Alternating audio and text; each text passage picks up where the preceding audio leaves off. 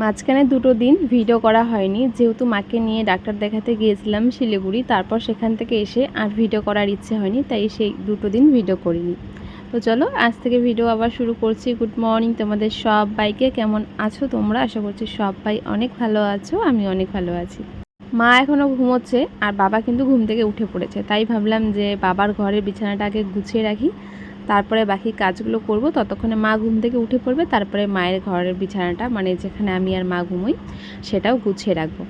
তো আমি ঘরটাকে ভালো মতো ঝাড় দিয়ে নিচ্ছি। আজকে একটু চিকেন রান্না করবো ভাবছি। তো মাকে বলেছিলাম একটুখানি চিকেন নিয়ে আসতে বাজার থেকে। আর আমার মায়ের পায়ের ব্যথা, কিন্তু তবু মা সাইকেল চালাতে পারে। সাইকেল চালাতে মার খুব একটা অসুবিধা হয় না, তবে মা হাঁটতে পারে না, হাঁটাতে খুব সমস্যা হয়। তাই মাকে একটু বলেছি বাজার থেকে চিকেন নিয়ে আসতে, আজকে সেটাই রান্না করবো। এর আগের বারও রান্না করেছি, তো সেটা বুনুকে দিয়ে এসেছিলাম, মানে সে নিয়ে ওখানে যেহেতু আমরা ডাক্তার দেখাতে যাই, তো কিছু বাড়ি থেকে রান্না বান্না করে তার জন্য কিন্তু নিয়ে যাই। তো আমি টেবিল সমস্ত কিছু পরিষ্কার করব। আর 2 দিন বাড়িতে ছিলাম না, মানে একদিন ছিলাম না বাড়িতে। তো বাবা এখানে খেয়েছিল, ভালো মতো পরিষ্কার করতেও পারেনি, আর পরিষ্কার করেওনি, বিছানাটাও গুছিয়ে রাখেনি, আর টেবিল মোছা তো দূরের কথা। তো এখন আমি এই তো সেগুলোই পরিষ্কার করছি। কালকেও এসে অনেক কিছু পরিষ্কার করা হয়েছে। ঘরটা পুরো, যেহেতু পাকা ঘর, একটু মধ্যেই বালু হয়ে যায়, আর বেড়াল বারবার করে ঘরে ঢুকে, তাই অনেকটা নোংরা হয়েছিল। তো এসে সেগুলো পরিষ্কার করে একদম ঘুমিয়ে পড়েছি। উঠেছি একদম সন্ধ্যাবেলা, সন্ধ্যাও বলবো না, মানে 2টোর দিকে ঘুমিয়েছিলাম আর উঠেছি 7টা কি 7:30টার দিকে, এতটাই ঘুমিয়েছি। তবু আবার পাকার মধ্যে একদম এত গরম লাগছিলো, এসেই শুয়ে পড়েছি একটুখানি খেয়ে। যেহেতু সকালবেলা গিয়েছিলাম 8টার দিকে, তো আমি আর মা দুজনই না খেয়ে বেরিয়ে পড়েছিলাম, তাই কিন্তু এসে খাওয়া দাওয়া করে ঘুমিয়ে পড়েছি। তো যার জন্য আর ভিডিও করা হয়নি, ভাবলাম যে আজকে থেকে ভিডিও স্টার্ট করে দেই। আর এখন তো গ্যাস টেসগুলো মুছিয়ে নিচ্ছি। আজকে রান্না করব সকালবেলা ঢ্যাঁড়সের সবজি, ঢ্যাঁড়স আর আলু আজকে সেটা রান্না হবে। তারপর দুপুরবেলা চিকেন রান্না করবো। এখন আপাতত সেটা রান্না করে কিন্তু খেয়ে নেব।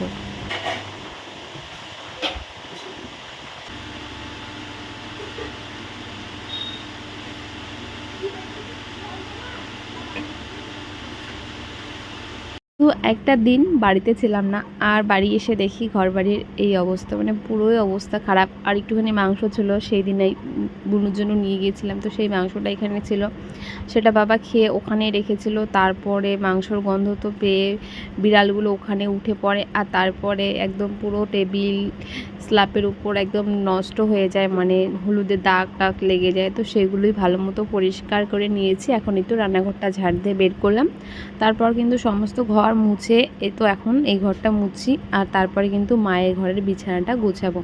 আর এখন কিন্তু মা অনেকটাই লেট করে ঘুম থেকে উঠে, আর রাতে ঘুমাতে ঘুমাতে 1টা থেকে 2টো বেজে যায়, আর উঠতে উঠতে 10টা 9:30 এরকম টাইমে উঠে পড়ে। তো আজকে ভাবলাম মা যেহেতু ঘুমোচ্ছে, মা ওই ঘুম থেকে উঠে ব্রাশ করে কিছু খেয়ে নেবে, আর আমি তখন এই ঘরগুলো পরিষ্কার করে নিই। তো ভালো করে পুরো ঘষে ঘষে ঘরগুলো মুছে নিচ্ছি। অনেক দিন থেকেই মনে হচ্ছে যেন মোছা হয় না, কারণ 2 দিন তো ছিলামই না, আর তার মধ্যে একটা দিন মোছাই হয়নি। তো একটু পরিষ্কার করে ভালো মতো মুছে নিয়েছি। তখন মোছা গোছা কমপ্লিট করে তারপরে কিন্তু মায়ের বিছানাটা গোছাবো। আর কালকে যে আমরা বলেছি যে শিলিগুড়ি গিয়েছিলাম, তো সেখান থেকে মাকে অনেক ওষুধ লিখে দিয়েছিল, তো সেগুলো আনতে আজকে মা যাবে বাজারে, তাই সেখান থেকে একটুখানি মাংস আনতে বলেছিলাম। তো আমার ওই ঘরের কাজ পুরো কমপ্লিট, শুধু রান্না করা বাকি আছে। মানে ঘর পুরো গোছানো হয়ে গিয়েছে, মোছা কোছা সমস্ত কিছু পরিষ্কার করে এখন এসেছি এই ঘরটা গোছাতে, মানে বাসি বিছানা তুলবো, তারপর একটু পরিষ্কার করবো, ব্যাস এতটুকুই। আর আমার কিন্তু কাজ করতে করতে মা চলে এসেছে বাজার থেকে, আর মা বাজার থেকে এসেই দেখো কি নিয়ে এসেছে। প্রথমত যেগুলো মায়ের খুবই দরকার, মেডিসিন, তারপর মাকে একটা কোমরের বেল্ট দিয়েছে সেটা পরার জন্য, তো সেইগুলো দিয়েছিল, তো সেটা দেখাচ্ছিল। আর যেহেতু ফার্স্ট টাইম এটা মা ব্যবহার করবে, তো মাকে বলছিলাম যে কিভাবে করতে না করতে। ডক্টর ওখান থেকে বলে দিয়েছে, আর যেখান থেকে কেনা হয়েছে সেখানেও কিন্তু বলেছে যে কিভাবে এটাকে পরতে হয়। আর এইগুলো বেল্ট পরলে তোমরা জানো যে খুব একটা ভালো দেখায় না, আর যারা পরে তাদের তো খুব অস্বস্তি লাগে, মানে একদম। আমি একটু পরেছিলাম, পুরো চাপা হয়েছিল বেল্টটা, একদম বিরক্তকর। তো সেইগুলো এনেছে। আর তারপরে মা নিয়ে এসেছে কিছু ফল, যেরকম আম, ডালিম, কলা, শসা, এগুলো। তো এখন এগুলোই দেখছি। আর ওই ঘরে চিকেনটা রান্না মানে মা নিয়ে এসেছে, সেটা ও ঘরে রেখেছে। তো এখন আমি বিছানাটা তাড়াতাড়ি করে গুছিয়ে রান্না করব ঢ্যাঁড়স, আর তারপর সেটা দিয়ে খাওয়া দাওয়া করে কিন্তু চিকেনটা বসিয়ে দেবো। ও হ্যাঁ, কলা নিয়ে এসেছিলো, তো এখন এইগুলোই আমি রাখছি। আর মা যেহেতু বাজার থেকে তাড়াতাড়ি চলে এসেছে, আগে তো বিড়ালের জন্য মাংস, তারপরে মাছ আর অনেক কিছু আনতো, এখন সেরকম কিছু আনেনি, টুকটাক কিছু এনেছে, সবজি বাজারে কিছু আনেনি, শুধু একটু ফল আর মাংস এনেছিল আর ওষুধ এনেছিল।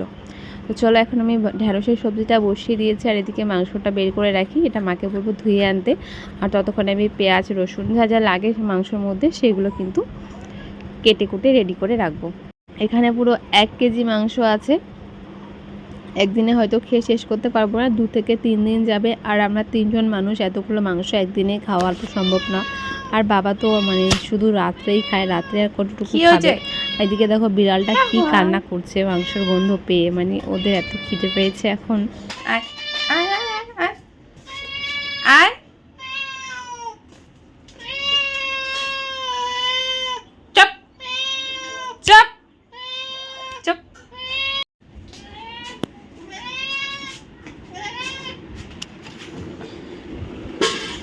বাজার থেকে এসে এখন এই তো মাকে দিলাম, মা যে শাড়িটা পরে বাজারে গিয়েছে সেটা পাল্টে নিল। আর এখন আমি দেখো সমস্ত কিছু রেডি করে নিয়েছি, মানে কেটে কুটে রেডি করে এখন এই তো মাংসটা বসিয়ে দিয়েছি। আর মাংসটা হতে তো অনেকটা সময় লাগে, আমরা একটুখানি ঢ্যাঁড়সের সবজি দিয়ে কিন্তু ভাত খেয়ে নিব।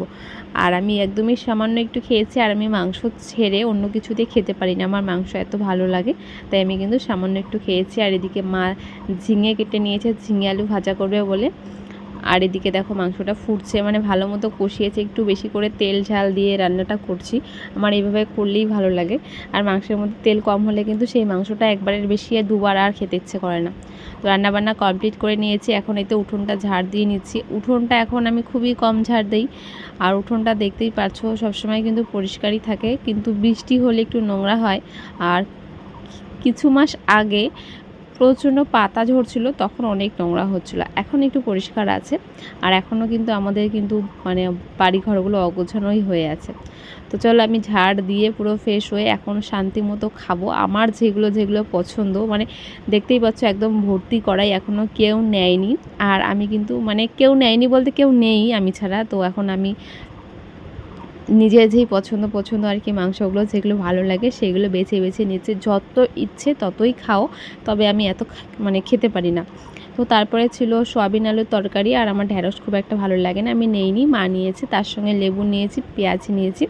তো পুরো জমিয়ে খেলাম, নিজে সুন্দরভাবে রান্না করে নিজে সুন্দরভাবে বেড়ে নিয়ে কিন্তু মানে একদম দারুণ খেলাম, মাকেও দিয়েছি আর আমিও খেয়েছি। আর আরও আছে, অনেক আছে, মানে খাওয়ার এত আছে, মানে খেয়ে শেষ করতে পারবো না আমি একদিনে।